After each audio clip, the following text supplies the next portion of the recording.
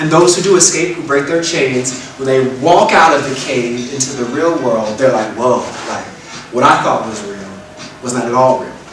I bring all this up because we live in the era of images. This is what we experience on the daily, right? And it's almost to a point where, you can make I guess you could make an assumption that this isn't literacy we're experiencing anymore. It's a different type of communication and language that we have now developed via the image.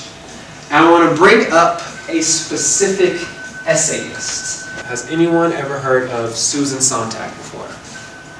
Okay, Susan Sontag is a writer, scholar, an activist, really active in the 1960s. She wrote this book on photography, which I'm going to read to you a few paragraphs from because I think it's very telling of the times we are in now.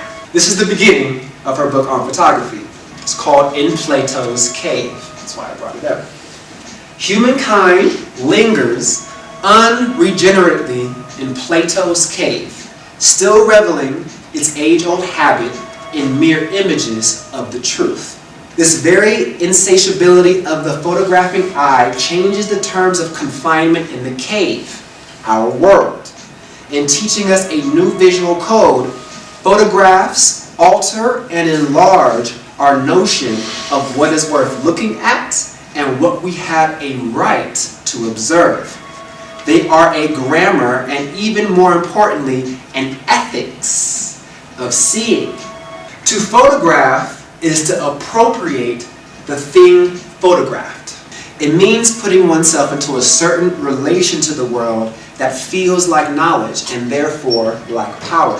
She concludes that the problem of our reliance on images, and especially photographic images, is not that people remember through photographs, but that they remember only the photographs.